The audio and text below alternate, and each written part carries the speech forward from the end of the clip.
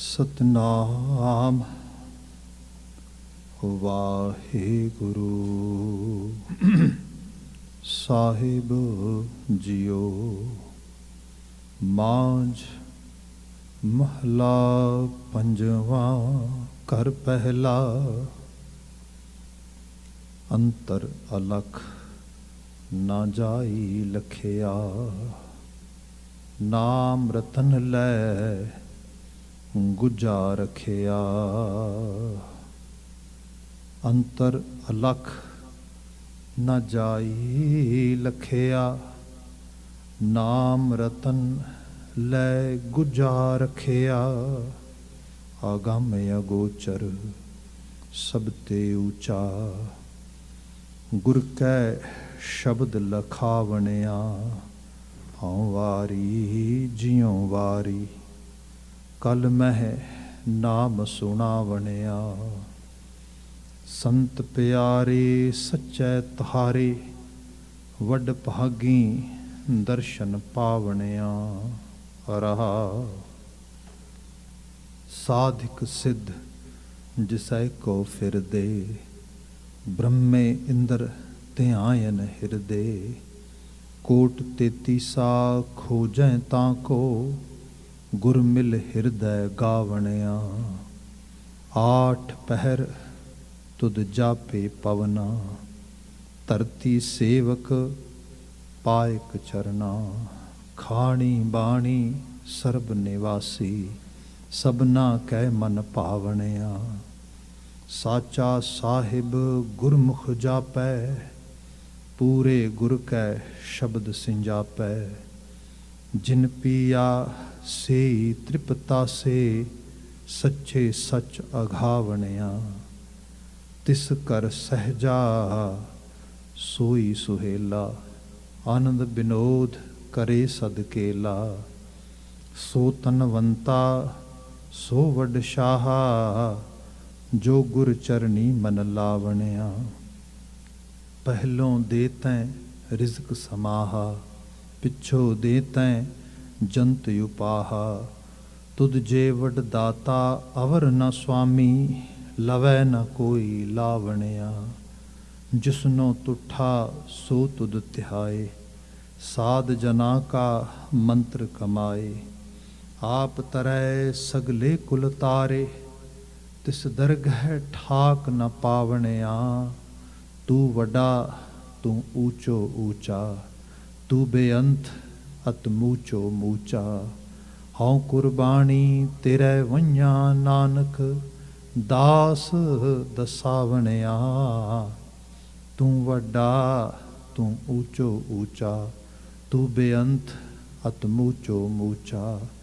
हाँ कुर्बानी तेरे वंया नानक। दास दसावणिया। वाहिगुरु जी का खालसा वाहिगुरु जी की फतेह। जुगो जुग अटल तन तन गुरु ग्रंथ साहिब जी। गुरु पातशाह जी की अपरपार बख्शिश।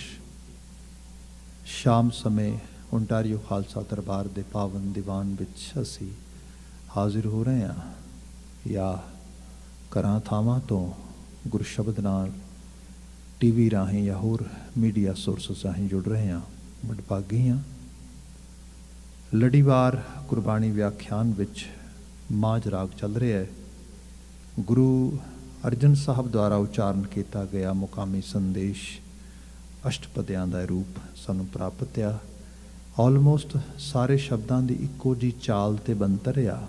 संदेश ते बाणी का हमेशा ही नवीन आ। सो आपां इस बचन नूं अज सरवण किया प्रारंभ किया है। व्याख्यान हमेशा की तरह रहाओ दे पदे तो होएगा। हाँ बात सिरनावें की करके जावांगे। सब तो पहला क्योंकि नवंबर का पहला हफ्ता चल रहा है तो 1984 का वो कतलेआम वो जैनोसाइड जो साडी कम्यूनिटी ने अपने पिंडे ते हंडाया। उन्हां परिवारां नूं उन्हां मनुखां नूं उन्हां अपने परिवार के मैंबरस नूं असीं अपने कौमी परिवार के मैंबरस नूं असीं याद करते हैं। ਉਹਨਾਂ ਨੂੰ ਆਪਣੀ ਅਕੀਦਤ ਅਦਾ ਕਰਦੇ ਹਾਂ ਅਤੇ ਮਾਲਕ ਦੇ ਚਰਨਾਂ 'ਚ ਸਦੀਵ ਕਾਲੀ ਅਰਦਾਸ ਕਰਦੇ ਹਾਂ ਕਿ ਕਦੀ ਮਨੁੱਖ ਨੂੰ ਇਹੋ ਜਿਹਾ ਕਾਲਾ ਦੌਰ, ਕਾਲਾ ਸਮਾਂ ਕਿਸੇ ਨੂੰ ਨਾ ਵੇਖਣਾ ਪਏ। ਹਾਂ, ਜਿਨ੍ਹਾਂ ਨੇ ਕੀਤਾ ਉਹ ਗੁਨਹਗਾਰ ਨੇ, ਸਾਡੀਆਂ ਨਜ਼ਰਾਂ ਵਿੱਚ ਵੀ ਅਤੇ ਕਰਤਾਰ ਦੀਆਂ ਨਜ਼ਰਾਂ ਦੇ ਵਿੱਚ ਵੀ। ਸੋ ਇਹ ਹੈ, ਗੁਨਾਹ ਕਰਨਾ ਵੀ ਮਾੜਾ ਆ, ਗੁਨਾਹ ਸਹਿਣਾ ਵੀ ਮਾੜਾ ਆ। ਅਤੇ ਇਸ ਰੂਪ ਦੇ 'ਚ ਗੁਨਹਗਾਰ ਨੂੰ ਅੱਜ ਵੀ ਅਸੀਂ ਕੈਟੇਗਰੀ 'ਚ ਖੜਾ ਕਰਦੇ ਹਾਂ। ਹਾਂ, ਵਕਤੀ ਤੌਰ 'ਤੇ ਹੁੰਦਾ ਆ ਕਿ ਸਮਾਂ ਆਪਣੀ ਜਾਚੇ ਚੱਲਦਾ ਆ, ਲੱਗਦਾ ਹੈ ਕਿ ਪਾਪੀ ਨੂੰ ਮੈਂ ਜੇਤੂ ਹਾਂ, ਪਰ ਕਰਤਾਰੀ ਕੁਦਰਤ ਦਾ ਆਪਣਾ ਖੇਡ ਆ। ਸਿੱਖ ਕੌਮ ਕੱਲ੍ਹ ਵੀ ਨਿਆਂ ਦੀ ਮੰਗ ਕਰਦੀ ਸੀ, ਅੱਜ ਵੀ ਨਿਆਂ ਦੀ ਮੰਗ ਕਰਦੀ ਹੈ। ਆਓ ਬਚਨ ਦੀ ਵਿਵੇਚਨਾ 'ਚ ਅਸੀਂ ਸਮਾਂ ਬਤੀਤ ਕਰਦੇ ਹਾਂ। ਸਿਰਨਾਵਾ ਇਸ ਸ਼ਬਦ ਦਾ ਆ ਮਾਝ ਮਹਲਾ ਪੰਜਵਾਂ। ਰਾਗ ਮਾਝ ਵਿੱਚ ਗੁਰੂ ਅਰਜਨ ਸਾਹਿਬ ਨੇ ਸਿਰਨਾਵੇਂ 'ਚ ਜੋ ਇਜ਼ਾਫੇਦਾਰੀ ਹੈ ਉਹ ਹੈ ਘਰ ਪਹਿਲਾ। ਪਿਛਲੇ ਸ਼ਬਦਾਂ ਨਾਲੋਂ ਇਹਦੇ 'ਚ ਘਰ ਦੀ ਤਬਦੀਲੀ ਹੋਈ ਹੈ। ਸੋ ਪਹਿਲੇ ਘਰ ਦੇ ਵਿੱਚ ਇਸ ਨੂੰ ਗਾਇਨ ਕਰਨ ਦਾ ਹਿਦਾਇਤ ਆ। ਮਿਊਜ਼ੀਕਲ ਰੂਪ ਦੇ ਵਿੱਚ ਗੁਰਬਾਣੀ ਦੀਆਂ ਆਪ ਰਚਨਾਵਾਂ ਨੂੰ ਦੇਖਦੇ ਹੋ ਅਤੇ ਮਿਊਜ਼ਿਕ ਦੇ ਅੰਦਰ ਦੋ ਕੰਡੀਸ਼ਨਸ ਫੁੱਲਫਿਲ ਹੋਣੀਆਂ ਜ਼ਰੂਰੀ ਹੁੰਦੀਆਂ ਨੇ। ਇੱਕ ਸੁਰ ਅਤੇ ਦੂਸਰੀ ਤਾਲ, ਜਿਹਨੂੰ ਅਸੀਂ ਇੰਗਲਿਸ਼ ਵਿੱਚ ਜੋ ਮੈਲੋਡੀਅਸ ਨੋਟਸ ਕਹਿੰਦੇ ਐਂਡ ਸੈਕਿੰਡ ਰਿਦਮ। ਦੋਨਾਂ ਨੂੰ ਗੁਰੂ ਮਹਾਰਾਜ ਨੇ ਹਰ ਸ਼ਬਦ ਦੇ ਸਿਰਨਾਵੇਂ 'ਚ ਪਾਇਆ ਹੈ। ਸੋ ਇੱਕ ਕੰਪਲੀਟ ਜਿਹੜੀ ਹੈ ਪੈਕੇਜ ਦਿੱਤਾ ਆ ਸਾਨੂੰ, ਗੁਲਦਸਤਾ ਬਣਾ ਕੇ ਦਿੱਤਾ ਇਹਨੂੰ ਗਾਇਨ ਕਰਨਾ, ਹਿਦਾਇਤ ਹਰ ਚੀਜ਼ ਦੇ ਨਾਲ। ਇਸ ਰੂਪ ਵਿੱਚ ਹਿਦਾਇਤ ਹੈ ਗੰਧਰਵ ਸਾਹਿਬਾਨ ਵਾਸਤੇ ਗਾਇਨ ਕਰਨ ਵਾਸਤੇ। ਹੁਣ ਜੋ ਰਹਾਉ ਦਾ ਬੰਦ ਆ, ਮਹਾਰਾਜ ਕਹਿੰਦੇ ਹਉ ਵਾਰੀ ਜਿਉ ਵਾਰੀ ਕਲਮਹਿ ਨਾਮ ਸੁਣਾਵਣਿਆ। ਮੈਂ ਕੁਰਬਾਨ ਜਾਨਾ, ਮੈਂ ਵਾਰਨੇ ਜਾਨਾ ਉਹਨਾਂ ਰੂਹਾਂ ਮਨੁੱਖਾਂ ਇਨਸਾਨਾਂ ਤੋਂ ਜੋ ਕਲਮਹਿ ਨਾਮ ਸੁਣਾਵਣਿਆ। ਇਸ ਕਲਹ ਕਲੇਸ਼ ਨਾਲ ਭਰੇ ਹੋਏ ਸੰਸਾਰ ਦੁਨੀਆ ਦੇ ਵਿੱਚ ਸੱਚ ਦੇ ਨਾਮ ਨੂੰ ਸੁਣਾਉਂਦੇ ਨੇ। ਅਸਲ ਰੂਪ ਵਿੱਚ ਇਹ ਗੁਰਮੁਖ ਰੂਹਾਂ ਦੀ ਸੰਤ ਬਿਰਤੀ ਮਨੁੱਖਾਂ ਦੀ ਬਾਤ ਹੋ ਰਹੀ ਹੈ, ਜਿਨ੍ਹਾਂ ਨੇ ਆਪਣੇ ਜੀਵਨ ਨੂੰ ਸੱਚ ਦੇ ਲੇਖੇ ਲਾਉਣ ਵਾਸਤੇ ਲਾਇਆ, ਜਿਨ੍ਹਾਂ ਨੇ ਰੱਬ ਦਾ ਸੰਦੇਸ਼ ਕਿ ਧਰਮੀ ਬਣਨਾ ਹੈ, ਧਰਮ ਵਿੱਚ ਰਹਿਣਾ ਹੈ, ਇਨਸਾਨੀ ਕਦਰਾਂ ਕੀਮਤਾਂ ਨੂੰ ਪਾਲਣਾ ਹੈ, ਆਪ ਸੁਣਿਆ ਅਤੇ ਆਪਣੇ ਵਿੱਚੋਂ ਦੂਸਰਿਆਂ ਨੂੰ ਸੁਣਨ ਦੀ ਪ੍ਰੇਰਿਆ, ਸੁਣਾਇਆ। ਉਹਨਾਂ ਨੂੰ ਗੁਰੂ ਮਹਾਰਾਜ ਕਹਿੰਦੇ ਮੈਂ ਹਾਈਐਸਟ ਰਿਸਪੈਕਟ ਪੇ ਕਰਦਾ ਹਾਂ। ਕੱਲ ਮੈਂ ਨਾਮ ਸੁਣਾਵਣਿਆ, ਜਿਨ੍ਹਾਂ ਨੇ ਕੱਲ ਦੇ ਵਿੱਚ ਸਮੇਂ ਦੇ ਵਿੱਚ ਨਾਮ ਨੂੰ ਸੁਣਾਇਆ। ਇਸ ਬਾਬਤ ਬਾਣੀ 'ਚ ਬੜੇ ਬਚਨ ਨੇ ਜੇ ਅਸੀਂ ਲਗਾਤਾਰਤਾ ਨਾਲ ਪੜ੍ਹੀਏ। ਈਵਨ ਗੁਰੂ ਮਹਾਰਾਜ ਦਾ ਜਪਤੀ ਸਾਹਿਬ ਵੀ ਪੜ੍ਹਦੇ ਹਾਂ, ਗੁਰੂ ਨਾਨਕ ਸਾਹਿਬ ਦਾ, ਅਤੇ ਮਹਾਰਾਜ ਤੇ ਗੱਲ ਹੀ ਕਰਦੇ ਨੇ, ਸੁਣਿਆ ਸਿੱਧ ਪੀਰ ਸੁਰਨਾਥ, ਸੁਣਿਆ ਤਰਤ ਤਵਲ ਆਕਾਸ। ਆ ਸੁਣੋ, ਕੀ ਸੁਣੋ? ਸੱਚ ਸੁਣੋ। ਸੱਚ ਕੀ ਹੈ? ਸੱਚ ਇਹ ਹੈ ਕਿ ਧਰਤੀ ਆਕਾਸ਼ ਸਭ ਕੁਛ ਕੁਦਰਤ ਨੇ ਮਨੁੱਖ ਤੇਰੀ ਝੋਲੀ ਵਿੱਚ ਪਾਇਆ ਹੈ। ਤੂੰ ਚਾਹੇ ਤੇ ਸਾਰੇ ਦਾ ਗਿਆਨ ਵੇਤਾ ਹੋ ਸਕਦਾ ਹੈ। ਮਨੁੱਖ ਤੈਨੂੰ ਮਾਲਕ ਨੇ ਇੰਨੀ ਤੌਫੀਕੀਅਤ ਦਿੱਤੀ ਹੈ, ਤੂੰ ਸਿੱਧ ਬਣ ਸਕਦਾ, ਤੂੰ ਦੇਵ ਬਣ ਸਕਦਾ। ਇਹ ਸਭ ਸੁਣੋ। ਇਹ ਚੀਜ਼ਾਂ ਬੰਦੇ ਦੀ ਸਰੋਤ 'ਤੇ ਖੜੀਆਂ ਨੇ। ਫਿਰ ਇਸ ਲੈਵਲ 'ਤੇ ਵੀ ਦੇਖ ਲਈਏ, ਨਾਮ ਦਾ ਸੁਣਨਾ ਐਕਚੁਅਲ ਲੈਵਲ 'ਤੇ ਆਪਣੇ ਅੰਦਰ ਦੇ ਇਨਰ ਇਨਸਟਿੰਕਟ ਨੂੰ, ਅੰਦਰ ਦੀ ਆਵਾਜ਼ ਨੂੰ ਸੁਣਨਾ, ਜ਼ਮੀਰ ਨੂੰ ਸੁਣਨਾ, ਆਪਣੇ ਵਿਵੇਕ ਨੂੰ ਸੁਣਨਾ, ਆਪਣੀ ਅਸਲ ਜੋ ਅੰਦਰ ਰਾਹ ਬਣਦੀ ਹੈ। ਦੋ ਚੀਜ਼ਾਂ 'ਚ ਕਹਿੰਦੇ ਨੇ ਮਨੁੱਖ ਜੀਂਦਾ ਆ। ਇੱਕ ਤਾਂ ਜਿਹੜਾ ਐਕਸਟਰਨਲ ਇਨਫਲੂਐਂਸ ਆ ਉਹ ਅਕਸਰ ਹੁੰਦਾ, ਅਤੇ ਐਕਸਟਰਨਲ ਇਨਫਲੂਐਂਸ ਦੇ ਵਿੱਚ ਰੂਪ, ਰਸ, ਗੰਧ, ਸੁਗੰਧ, ਇਹ ਚੀਜ਼ਾਂ ਬਹੁਤ ਜ਼ੋਰ ਪਾਉਂਦੀਆਂ, ਜਿਸ ਨੂੰ ਅਸੀਂ ਇਲਿਊਜ਼ਨ, ਮਾਇਆ ਦੇ ਰੂਪ ਵਿੱਚ ਵੇਖਦੇ ਹੈਗੇ ਹਾਂ। ਬੰਦਾ ਆਲੇ ਦੁਆਲੇ ਦੇ ਪ੍ਰਭਾਵ ਵਿੱਚ ਆ ਕੇ ਇਹੋ ਜਿਹੇ ਅਮਲ ਅਮਾਲ ਤੇ ਜੀਵਨ ਲੈ ਲੈਂਦਾ। ਦੂਸਰਾ ਹੈ ਇੱਕ ਅੰਦਰੋਂ ਆਵਾਜ਼ ਆਉਂਦੀ, ਜਿਵੇਂ ਆਪਾਂ ਜੇ ਹੁਣੇ ਨਵੰਬਰ 84 ਬਾਰੇ ਗੱਲ ਕਰ ਰਹੇ ਸੀਗੇ, ਅਤੇ ਇਹ ਕੋਈ ਪਹਿਲੀ ਵਾਰ ਨਹੀਂ। ਇਸ ਤਰੀਕੇ ਦੇ ਦੌਰ ਬਾ ਦੌਰ ਤੁਸੀਂ ਦੇਖੋਗੇ। ਮਨੁੱਖੀ ਕਦਰਾਂ ਕੀਮਤਾਂ ਦੇ ਨਾਲ ਜੋ ਇਨਸਾਨ ਤੁਰੇਗਾ, ਉਸ ਨੂੰ ਚੈਲੰਜਸ ਆਉਣਗੇ, ਕਿਉਂਕਿ ਹੱਕ ਸੱਚ ਇਨਸਾਫ ਦੇ ਰਾਹ 'ਤੇ ਤੁਰਦੇ ਹਾਂ, ਚੈਲੰਜਸ ਆਉਂਦੇ ਨੇ। ਸਮਾਜ ਤੁਰੇਗਾ, ਸਮਾਜ ਨੂੰ ਵੀ ਆਉਣਗੇ। ਮਤਲਬ ਇਹ ਚੀਜ਼ ਜਿਹੜੀ ਹੈ ਇਹ ਬੰਦੇ ਦੇ ਨਾਲ ਹੀ ਰਹੇਗੀ ਇਸ ਰੂਪ ਦੇ ਅੰਦਰ। ਜਿਵੇਂ ਆਪਾਂ ਇਹਨੂੰ ਸਰਲ ਭਾਵ ਵਿੱਚ ਦੇਖੀਏ, ਗੁਰੂ ਗੋਬਿੰਦ ਸਿੰਘ ਸਾਹਿਬ ਕੋਈ ਸਰਕਾਰੀ ਖਜ਼ਾਨਾ ਲੁੱਟਿਆ ਸੀਗਾ, ਮਹਾਰਾਜ ਨੇ ਕਿਸੇ ਦੀ ਜ਼ਮੀਨ 'ਤੇ ਕਬਜ਼ਾ ਕੀਤਾ ਸੀਗਾ, ਮਹਾਰਾਜ ਨੇ ਕਿਸੇ 'ਤੇ ਕੋਈ ਜ਼ੁਲਮ ਕੀਤਾ ਹੋਏਗਾ, ਕਿਸੇ ਦਾ ਕੋਈ ਭਰਾ ਕਤਲ ਕੀਤਾ ਹੋਣਾ ਹੈ, ਕਿਸੇ ਦਾ ਕੋਈ ਪਰਿਵਾਰ ਮਾਰ ਦਿੱਤਾ ਹੋਣਾ, ਐਸਾ ਕੁਛ ਕੀਤਾ ਨਾ, ਕੁਛ ਵੀ ਤੇ ਨਹੀਂ। ਮਹਾਰਾਜ ਕਿਸੇ ਲੈਵਲ ਤੇ, ਬਲਕਿ ਹੋਇਆ ਇਹ ਕਿ ਆਪਣੇ ਹੱਥੀਂ ਆਪਣੇ ਪਿਤਾ ਨੂੰ ਸ਼ਹਾਦਤ ਲਈ ਤੋਰਿਆ। ਜਿੰਨੇ ਕੰਮ ਕੀਤੇ ਸਾਰੇ ਮਾਨਵ ਕਲਿਆਣ ਲਈ ਕੀਤੇ। ਇਸ ਸਭ ਦੇ ਹੋਣ ਦੇ ਬਾਵਜੂਦ ਵੀ ਦੇਖੋ ਤੁਸੀਂ, ਪਹਾੜੀ ਰਾਜੇ ਲੈ ਕੇ ਆਏ, ਫੌਜਾਂ, ਔਰੰਗਜ਼ੇਬ ਦੇ ਸਿਪੇ ਸਾਲਾਰ ਆਏ, ਸਭ ਚੀਜ਼ਾਂ ਹੋਈਆਂ। ਅਖੀਰ ਫਿਰ ਮੈਂ ਬੇਨਤੀ ਕਰਾਂ, ਐਕਚੁਅਲੀ ਚੀਜ਼ਾਂ ਹੁੰਦੀਆਂ ਇਸ ਰੂਪ ਦੇ ਵਿੱਚ, ਜ਼ੁਲਮ ਦੀ ਇੰਤਹਾ ਹੋ ਰਹੀ ਹੈ, ਸਭ ਚੀਜ਼ਾਂ ਹੋ ਰਹੀਆਂ ਨੇ, ਤੇ ਉੱਥੇ ਜ਼ੁਲਮ ਕਰਨ ਵਾਲਿਆਂ ਦੀ ਕਤਾਰ ਦੇ ਵਿੱਚ ਹੀ ਖੜਾ ਆ ਸ਼ਖਸ ਜਿਹਨੂੰ ਅਸੀਂ ਮਲੇਰਕੋਟਲੇ ਦਾ ਨਵਾਬ ਸ਼ੇਰ ਮੁਹੰਮਦ ਖਾਨ ਦੇਖਦੇ ਹਾਂ। ਤੇ ਉਸ ਨੂੰ ਇਨਫਲੂਐਂਸ ਤੇ ਦਿੱਤਾ ਜਾ ਰਿਹਾ ਆ ਕਿ ਤੂੰ ਨਾ ਬਸ ਵਜ਼ੀਰ ਖਾਨ ਦੀ ਹਾਂ 'ਚ ਹਾਂ ਮਿਲਾਉਣੀ ਹੈ। ਸੁੱਚਾ ਆਨੰਦ ਮਿਲਾ ਰਿਹਾ, ਬਲਕਿ ਅੱਗੇ ਵੱਧ ਕੇ ਉਹ ਭੁਗਤ ਰਿਹਾ। ਪਰ ਇਹ ਸਭ ਹੋਣ ਦੇ ਬਾਵਜੂਦ ਵੀ ਉਹਨੂੰ ਕੁਝ ਸੁਣਦਾ ਕੀ? ਆਪਣਾ ਜ਼ਮੀਰ, ਸੱਚ ਦੀ ਆਵਾਜ਼। ਅਸੀਂ ਕਈ ਵਾਰੀ ਹਕੀਮ ਅੱਲਾ ਯਾਰ ਖਾਂ ਜੋਗੀ ਦੇ ਬੋਲਾਂ ਨੂੰ ਪੜ੍ਹਦੇ ਨਾ, ਤੇ ਉਹ ਇਹ ਬਿਆਨ ਕਰਦਾ ਕਿ ਜਦੋਂ ਵਜ਼ੀਰ ਖਾਨ ਨੂੰ ਇਹ ਕਹਿੰਦਾ ਆ ਕਿ ਸ਼ੇਰ ਮੁਹੰਮਦ ਖਾਨ, ਤੇਰਾ ਭਰਾ ਕਤਲ ਕੀਤਾ ਗੁਰੂ ਗੋਬਿੰਦ ਸਿੰਘ ਸਾਹਿਬ ਨੇ, ਤੇ ਮੈਨੂੰ ਪਤਾ ਤੇਰੇ ਭਰਾ ਨਾਲ ਤੇਰਾ ਪਿਆਰ ਬੜਾ ਸੀਗਾ। ਮਤਲਬ ਮੈਦਾਨੇ ਜੰਗ ਵਿੱਚ ਬਾਤ ਹੋਈ ਸਾਰੀ ਦੀ ਸਾਰੀ, ਤੇ ਉੱਥੇ ਗੁਰੂ ਸਾਹਿਬ ਤੇ ਅਟੈਕ ਕਰਨ ਵਾਸਤੇ ਆਏ, ਡਿਫੈਂਸ ਦੇ ਵਿੱਚ ਗੁਰੂ ਮਹਾਰਾਜ ਦੇ ਸਿੱਖ ਗਏ, ਤੇ ਉਹਦੇ ਵਿੱਚ ਡੈਫੀਨੇਟਲੀ ਕੋਈ ਅਫੈਂਸ ਲਈ ਕਤਲ ਕਰਨ ਲਈ ਆ ਰਿਹਾ, ਕੁਦਰਤ ਦਾ ਨਿਯਮ ਹੈ। ਛੋਟੇ ਜਿਹੇ ਕੀੜੇ ਨੂੰ ਮਾਰਨ ਜਾਓਗੇ, ਆਪਣੀ ਉਸ ਰੂਪ ਜਿਹੜੀ ਹੈ ਪ੍ਰੋਟੈਕਸ਼ਨ ਵਾਸਤੇ ਆਏਗਾ।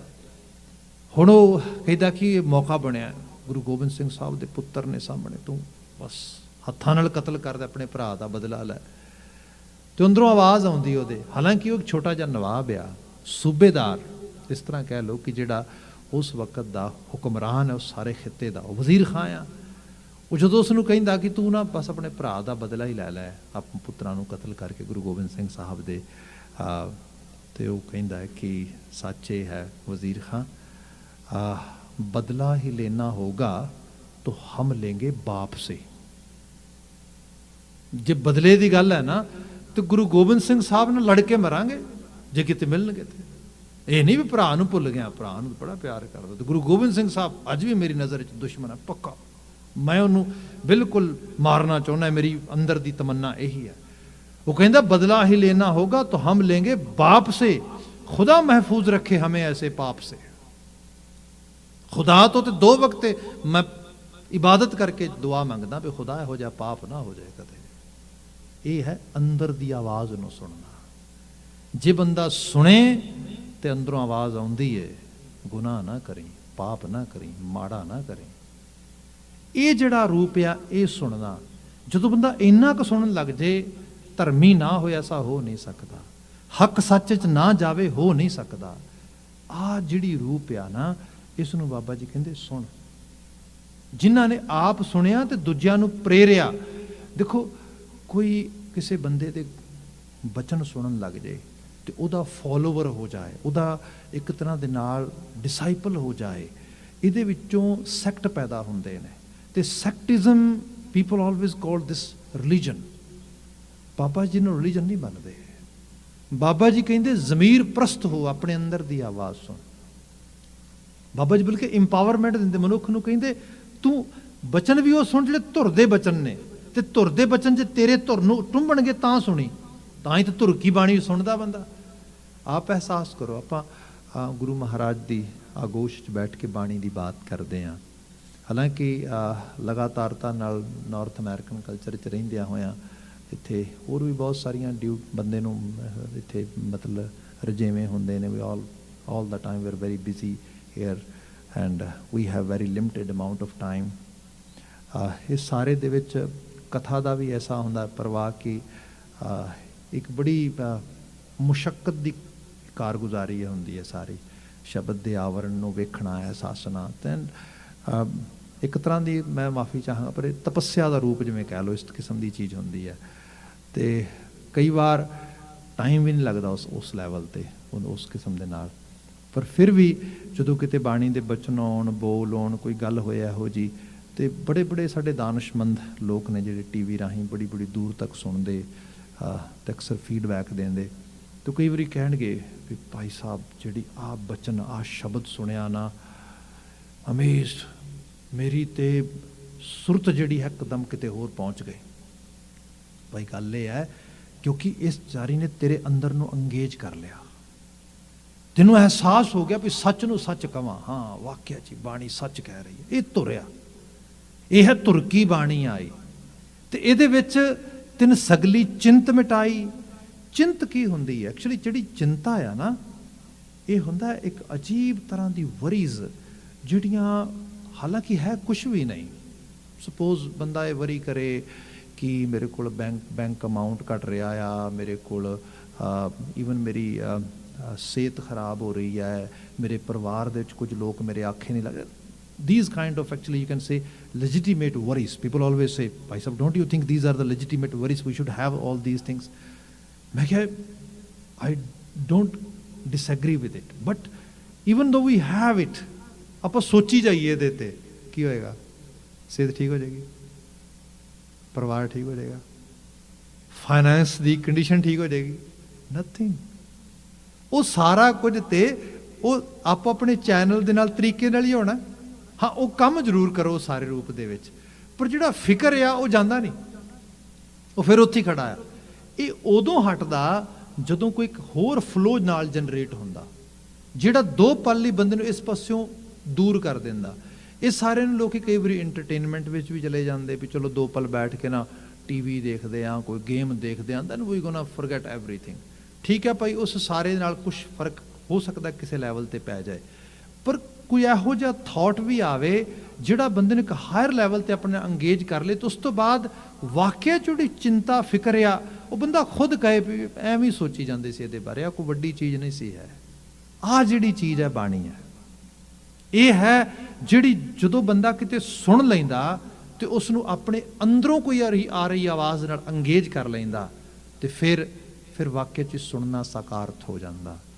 ਗੁਰਬਾਣੀ ਇਹ ਸੁਣਦੀ ਹੈ, ਗੁਰਬਾਣੀ ਇਹ ਸੁਣਾਉਂਦੀ ਹੈ।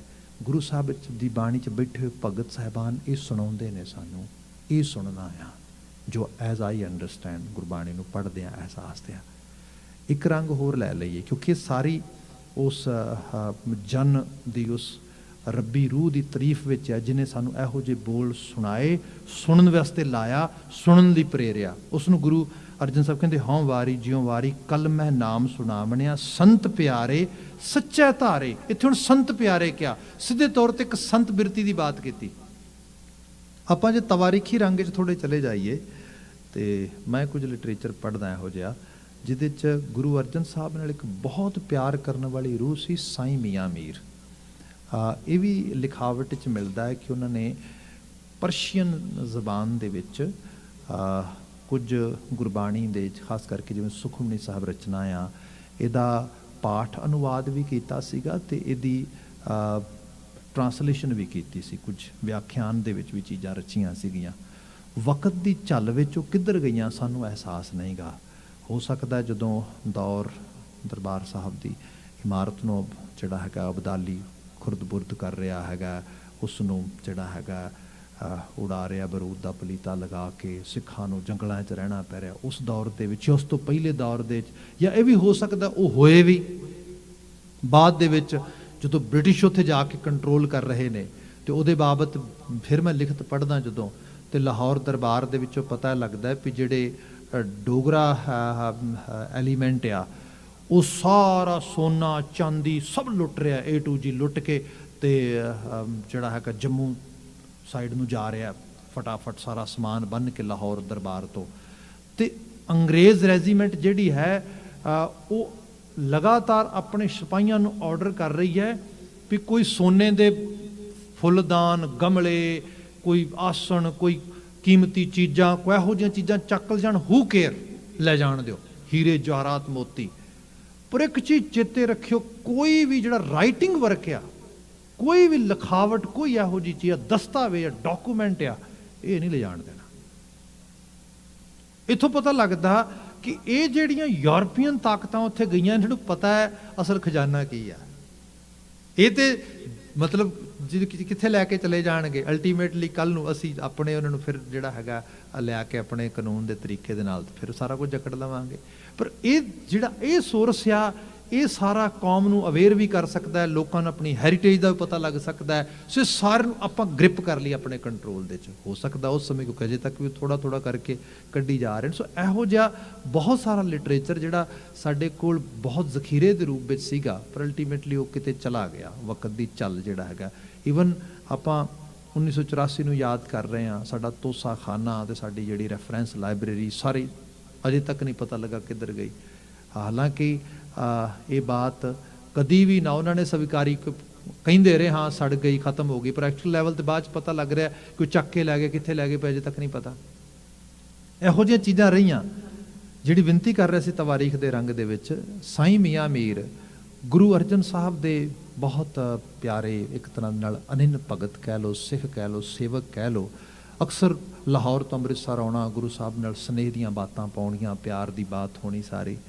एक बार जिहड़ी लिखत च आउंदा जिक्र कि साईं मियाँ मीर गुरु अर्जन साहब कोल बैठे तो बैठिया बैठिया बात करते, महाराज कई बार चीज़ां समझ तो बाहर होंदियां।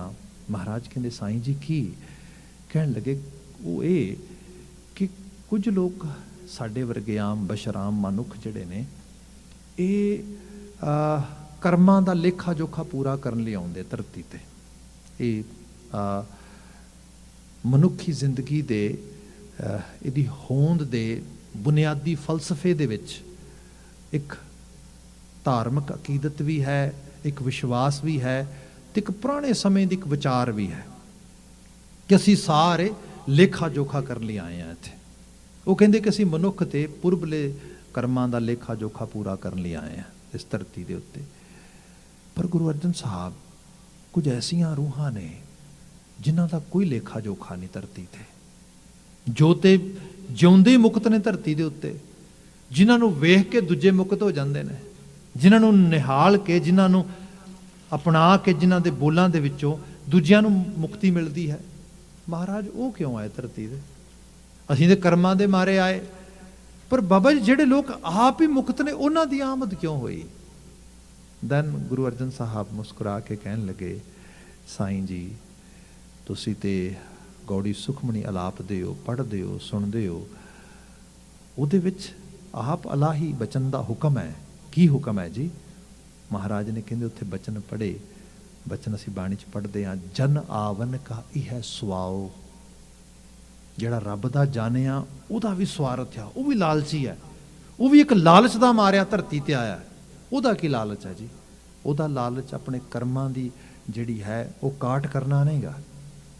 उहदा लालच है जन आवन का इह सुआओ, जन कै संग चित आवे नाओ, ताकि ओहदे संग नाल उस करतार दा नाम चेते आवे, ओहदा एहसास बंदे दी सुरत च जावे। वो नाम दे वणजारे ने एक्चुअल लैवल ते, उन्हां नूं संत कहा गया, उन्हां नूं जन कहा गया।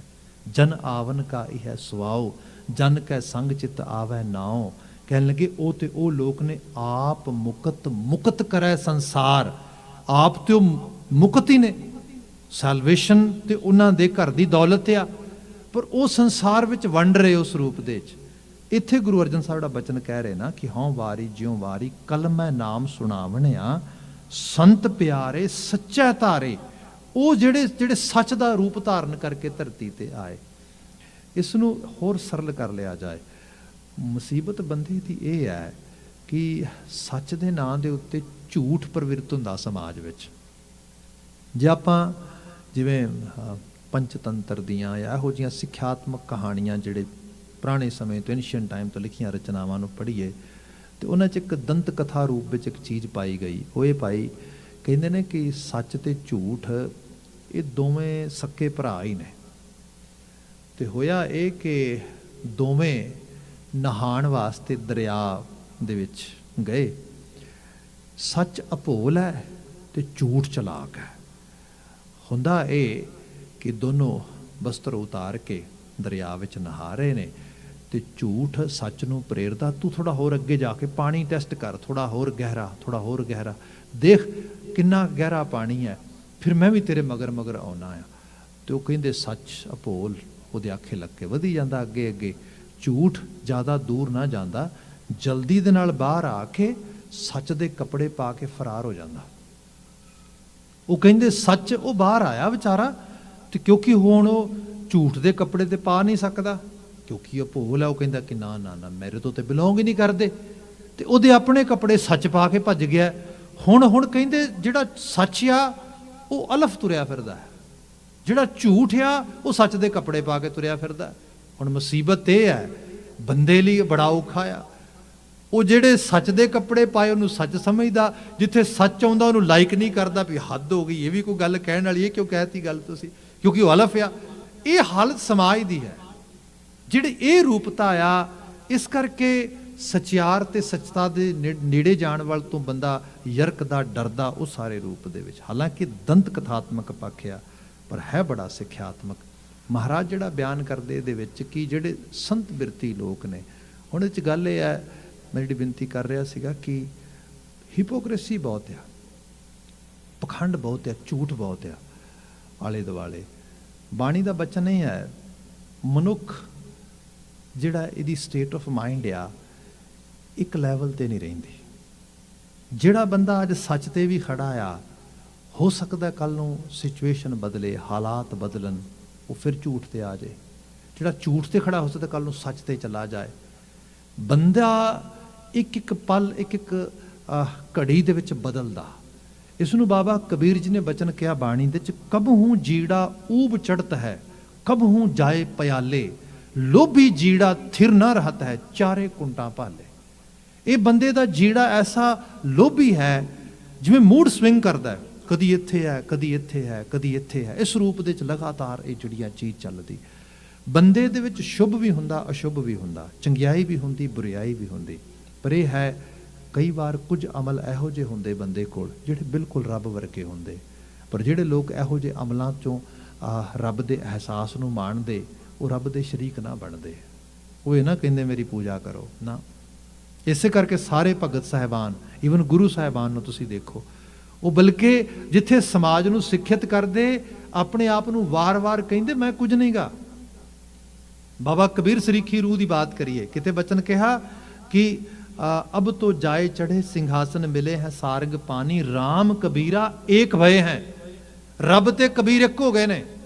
ਕਿਤੇ ਬਚਨ ਇਹ ਕਿਹਾ, ਕਬੀਰ ਸਭ ਤੇ ਹਮ ਬੁਰੇ, ਹਮ ਤਜ ਭਲੋ ਸਭ ਕੋਏ। ਉਹ ਦੁਨੀਆ ਦੇ ਲੋਕੋ, ਕਿਸੇ ਹੋਰ ਨੂੰ ਬੁਰਾ ਕਹਿਣ ਤੋਂ ਪਹਿਲਾਂ ਮੈਨੂੰ ਕਿਹਾ ਜੀ, ਕਿਉਂਕਿ ਮੇਰੇ ਤੋਂ ਬੁਰਾ ਤੇ ਕੋਈ ਹੈ ਹੀ ਨਹੀਂਗਾ। ਸੋ ਇਹਦਾ ਮਤਲਬ ਇਹ ਹੈ ਕਿ ਰੱਬ ਦੇ ਅਮਲ ਦੀ ਬਾਤ ਕੀਤੀ ਗਈ, ਉਸ ਅਮਲ ਦੀ ਜਿਹੜਾ ਅਮਲ ਉੱਚਾ ਆ। ਇੱਥੇ ਮਹਾਰਾਜ ਬਿਆਨ ਕਰਦੇ, ਮੈਂ ਉਹਨਾਂ ਤੋਂ ਵਾਰ ਨਹੀਂ ਜਾਂਦਾ, ਕੁਰਬਾਨ ਜਾਣਾ, ਜਿਹੜੇ ਇਸ ਸੱਚ ਨੂੰ ਸੁਣਦੇ, ਇਸ ਨਾਮ ਨੂੰ ਸੁਣਦੇ, ਦੂਜਿਆਂ ਨੂੰ ਸੁਣਾਉਂਦੇ, ਤੇ ਸੰਤ ਪਿਆਰੇ ਸੱਚੇ ਧਾਰੇ, ਵੱਡ ਭਾਗੀ ਦਰਸ਼ਨ ਪਾਵਣਿਆ। ਤੇ ਇਹ ਵੀ ਸੱਚ ਹੈ, ਜਿਨ੍ਹਾਂ ਨੇ ਰੱਬ ਦੇ ਦਰਸ਼ਨ ਧਰਤੀ ਤੇ ਰਹਿੰਦਿਆਂ ਹੋਇਆ ਕੀਤੇ, ਜਿਹੜੇ ਉਹਨਾਂ ਦੇ ਦਰਸ਼ਨ ਕਰਦੇ ਉਹ ਵੀ ਭਾਗਾਂ ਵਾਲੇ ਹੋ ਜਾਂਦੇ। ਮੁਰਾਦ ਇਹ ਹੈ, ਇੱਕ ਵਿਸ਼ਵਾਸ ਹੀ ਹੈ, ਅਕੀਦਤ ਹੀ ਹੈ। ਤੇ ਇਹ ਸੰਸਾਰ ਇਹਦੇ ਚ ਵਿਚਰਦਿਆਂ ਹੋਇਆ ਤੁਹਾਨੂੰ ਜਗ੍ਹਾ ਜਗ੍ਹਾ ਤੇ ਇਹੋ ਜਿਹੀ ਮਨੁੱਖਤਾ, ਇਹੋ ਜਿਹੀ ਇਨਸਾਨੀਅਤ ਬਿਖਰੀ ਹੋਈ ਮਿਲ ਜਾਂਦੀ। ਮੈਨੂੰ ਯਾਦ ਆ ਉਸ ਵਕਤ I came here actually just as a new immigrant. ਅਸੀਂ ਕਿਤੇ ਦੂਰ ਜਾ ਰਹੇ ਸੀਗੇ ਤੇ ਸਾਡਾ ਟਾਇਰ ਫਲੈਟ ਹੋ ਗਿਆ। ਤੇ I'm not a handyman at all. ਮੈਨੂੰ ਤੇ ਮਤਲਬ ਥੋੜ੍ਹਾ ਬਹੁਤਾ ਹੁਣ ਜਾ ਕੇ ਪਤਾ ਲੱਗਾ ਵੀ ਜਿਹੜਾ ਹੈਗਾ ਸਕਰੂ ਡਰਾਈਵਰ ਵੀ ਕਿੱਦਾਂ ਫੜੀਦਾ, ਅਦਰਵਾਈਜ਼ ਬਿਲਕੁਲ ਉਸ ਰੂਪ ਦੇ ਵਿੱਚ ਬਹੁਤਾ ਜ਼ਿਆਦਾ ਨਹੀਂ।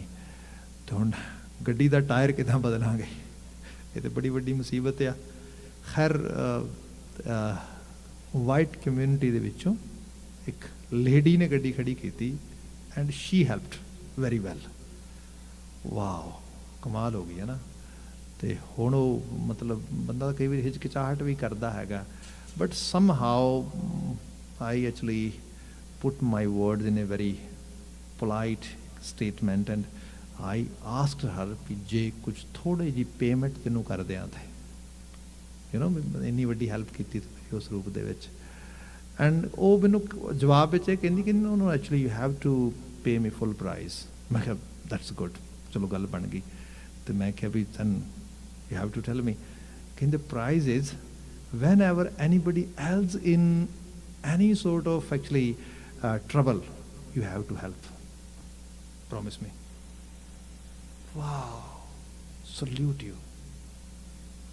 ਆ ਜਿਹੜਾ ਰੂਪ ਆ ਇਹ ਇਨਸਾਨੀ ਰੂਪ ਆ, ਇਹ ਰੱਬੀ ਰੂਪ ਆ।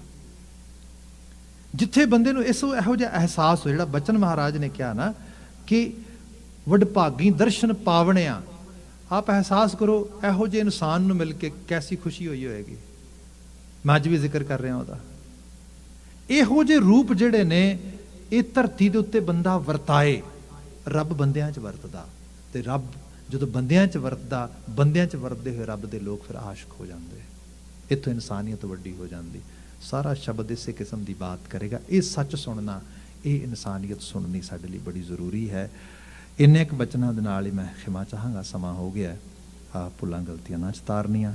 ਸਭ ਪ੍ਰੇਮ ਆਵਾਜ਼ ਦੇ ਕੇ ਕਹਿ ਦੇਣਾ ਜੀ, ਵਾਹਿਗੁਰੂ ਜੀ ਕਾ ਖਾਲਸਾ, ਵਾਹਿਗੁਰੂ ਜੀ ਕੀ ਫਤਿਹ।